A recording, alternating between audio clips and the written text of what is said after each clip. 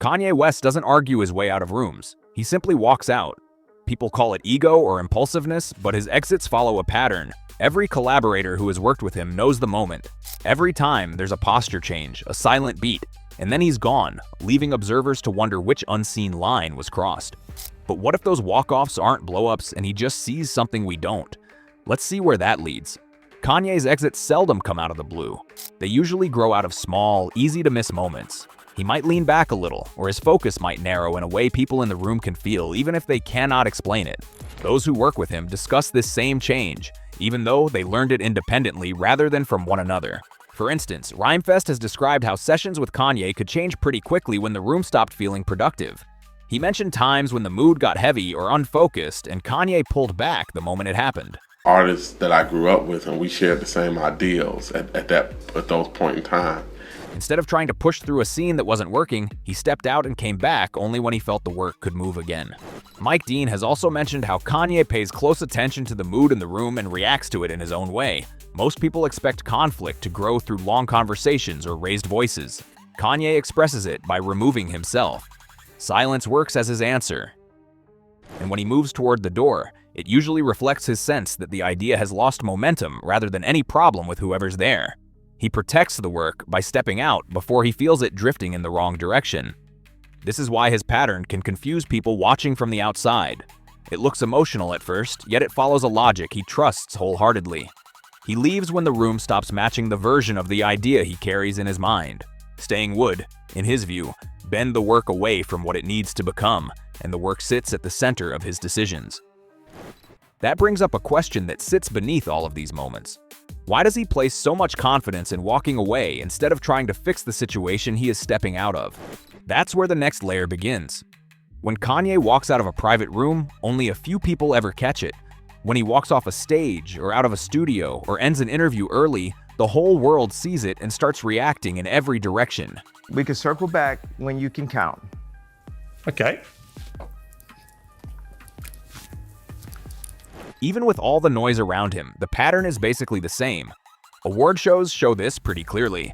Kanye doesn't hang around in a room that, in his mind, has stopped caring about the actual art. Do care. You don't care about me, you don't care about my people. He stepped out of ceremonies long before anyone on camera noticed.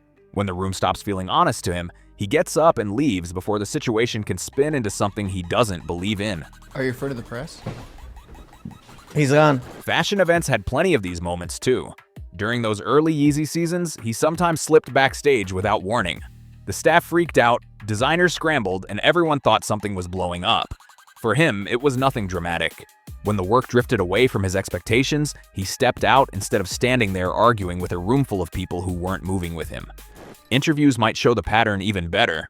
There were moments when he stopped mid-thought, went quiet, and decided the conversation was done. In the back and forth with Sway, most people focused on the tension. What almost nobody noticed was how fast he pulled back afterward, with absolutely zero interest in going back and forth. Okay, that's the end of the interview. Once the conversation stopped helping him say what he wanted to say, he checked out and moved on. These walk-offs confuse people because they never build into a dramatic fight. They just stop. And stopping is exactly the point. Kanye thinks the truth in a moment disappears when everything turns into negotiation, and he refuses to let a stage, a camera, or an interviewer decide how far he has to go.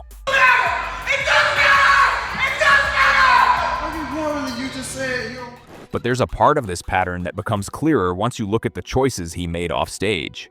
Kanye's exits from big partnerships play out a lot like the moments when he walks out of creative rooms. His distance from Jay-Z is one of the clearest examples. They built a lot together, but their goals pulled them in different directions over time. Kanye picked up on that long before anyone else did. He stopped showing up at the same events, spent more time with a new group of producers and creators, and followed a lane that made sense for him. The Nike story shows the same idea in a pretty direct way. Kanye wanted royalties for Yeezy, and Nike wasn't offering that. The talks reached a point where he knew nothing was going to change. Instead of forcing a deal that didn't fit, he walked out and found a partner who treated him like someone building something, not just adding his name to a product. That decision opened the door to the Adidas run, which ended up becoming one of the most successful chapters of his career. To him, it didn't feel like a gamble. It felt normal. The end of the Adidas partnership carried the same idea, just with more eyes on it. Before anything became public, he had already pulled back. His energy around the releases wasn't the same, and he put more time into ideas outside the brand. When the split finally hit the news, it looked sudden, but he had been stepping away for months because the partnership no longer matched what he wanted.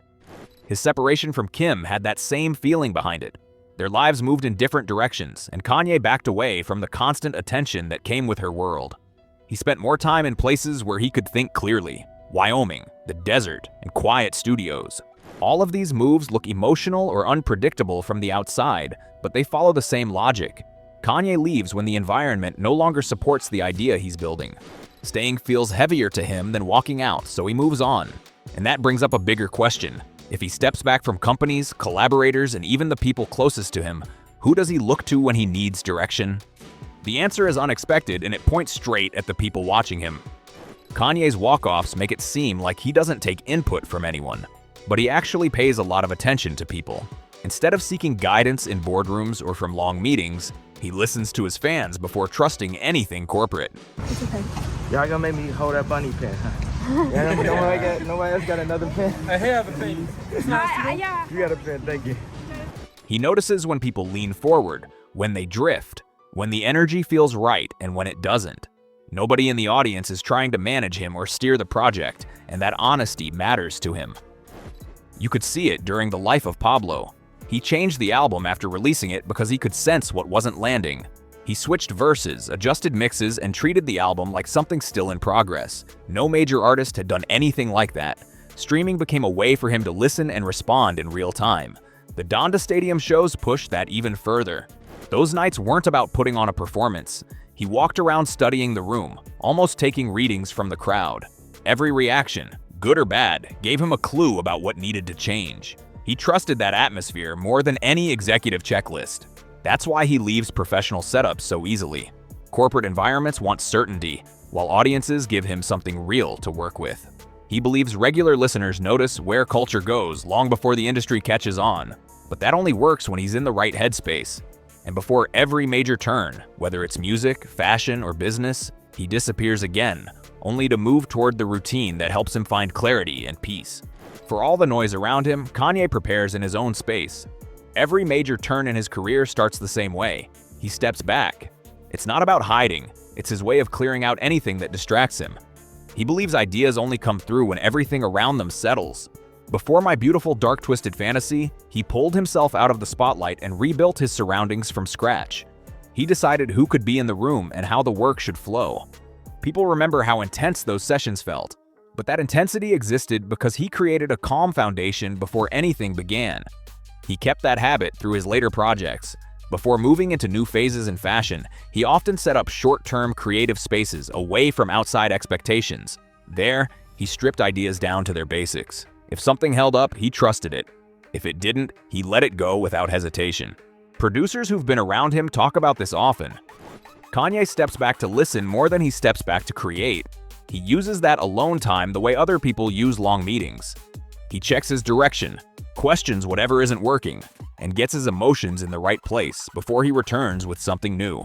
This habit is the reason his exit seems so confident. He's more concerned about trying to build from a scattered mind. Stepping away is how he works.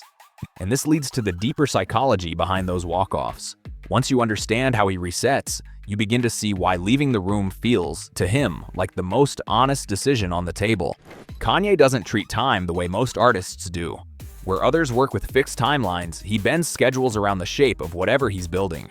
If a deadline, meeting, or event begins pushing the work in a direction he doesn't agree with, he steps away to break the timeline's hold over the project. People around him often mention how he refuses to let the calendar decide when something is finished. If he feels pressure creeping into the process, he interrupts it immediately. That interruption sometimes looks like a walkout or an early exit, but what he's really doing is cutting the cord between the work and the clock ticking over it. This approach becomes clearer when you look at his rollouts. Albums that appear delayed and launches that move direction are reflections of how he manages time. Kanye never sees release schedules as suggestions he can override when the project demands a new pace. People who have managed timelines for him describe a pattern. When an idea needs more room to grow, he refuses to compress it just to meet expectations.